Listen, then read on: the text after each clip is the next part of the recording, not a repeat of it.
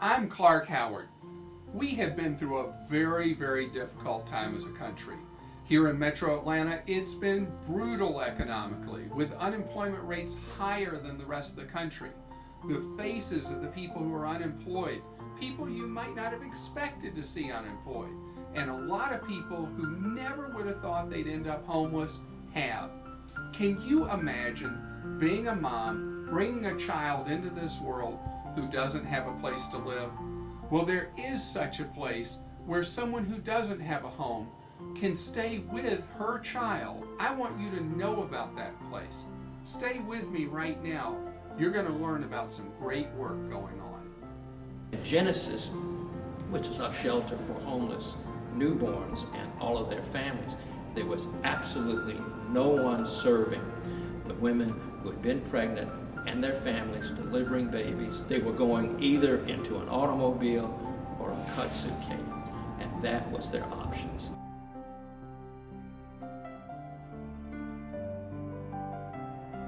Some of the circumstances that would lead a family to come here to Genesis is lack of employment, also domestic violence.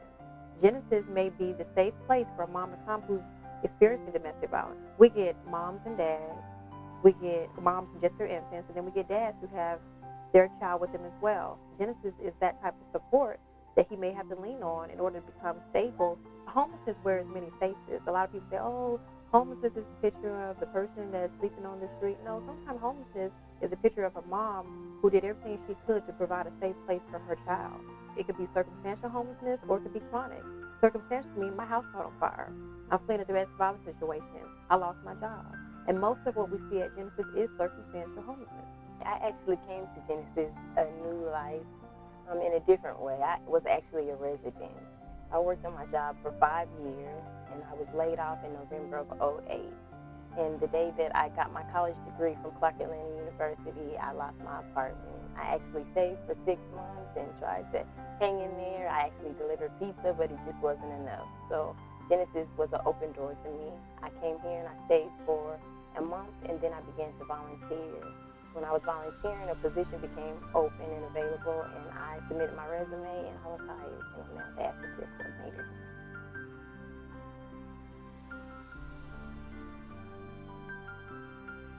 So about 25 years of experience in the field working with families with a very intentional commitment to strengthening families and to helping families be able to stay together. My name is Marvin Rassan Whitlock Sr. This is my daughter, Leah Whitlock. My wife also, Lavonda Whitlock, is here with me in the Genesis program. My wife and I both were college students. Before we got here, we were in different other programs where there was a couples program. Some of we had to be just men, just women. So Genesis allowed it for us to be together, for our family to be together, live together, be in a room together, continue strengthening our family in that fashion instead of one person living in one place. Before this, my wife stayed at an all-women's shelter where there was actually women and battered women. She's not a battered wife, so coming around there, I always felt little loom of that I wasn't welcome there.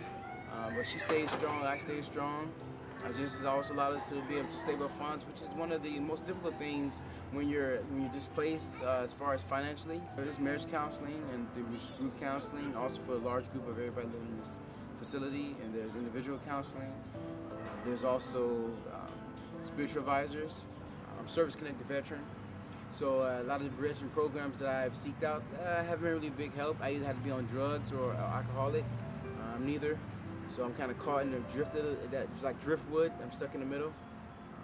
So the Genesis that actually allowed for us to be together and not have to feel like I have to go drink a beer or smoke some kind of drug to be able to get in the program. We see homelessness as both a place for discovery, a place where people can suddenly find that there are many things about them that they might not have thought about had they not been faced with this crisis.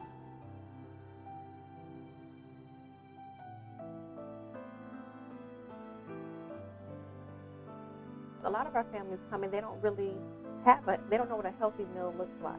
And that's why we have a food service manager who does everything she can to create those meals. And she actually teaches the residents to be able to create simple meals. inexpensive meals that are nutritious for their families. And that's breakfast, lunch, and dinner. But they engage in that process. Our families here cook in the facilities for all the families in here. It's almost like family style dining, where one person cooks and then we all sit together downstairs in the dining hall and we serve each other. You know, we engage in the meal that was prepared by your neighbor.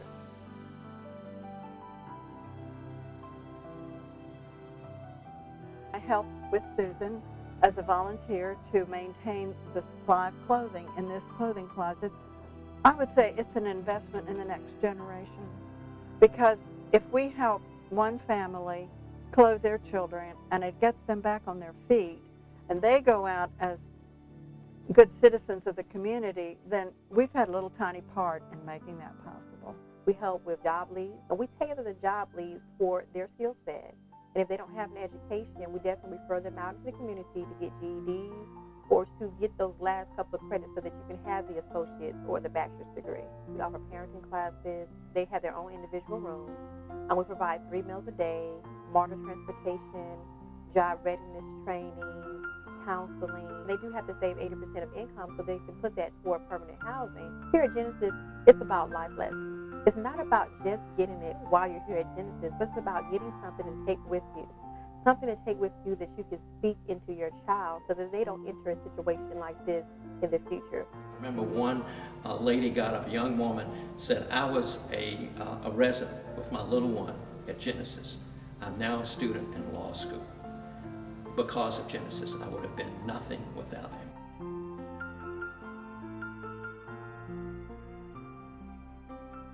Genesis, I would like to say, has the opportunity to touch 3 generations.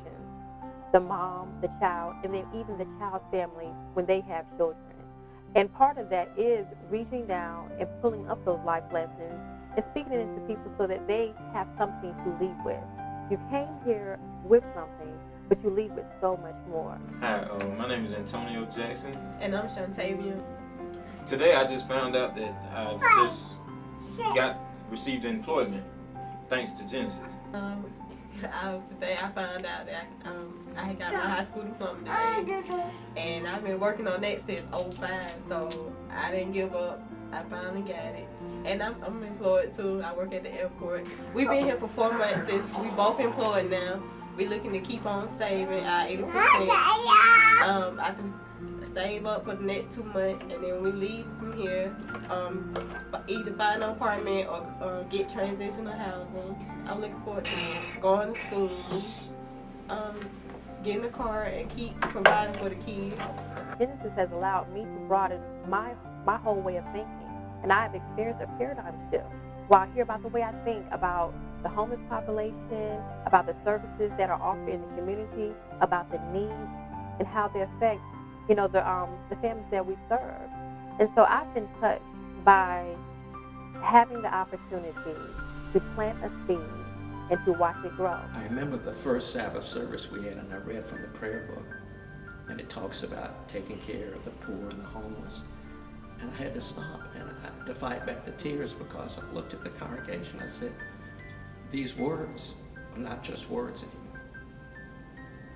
And when you give meaning to the words, as John Lewis always says, you can talk the talk, but when you walk the walk, that's what really counts.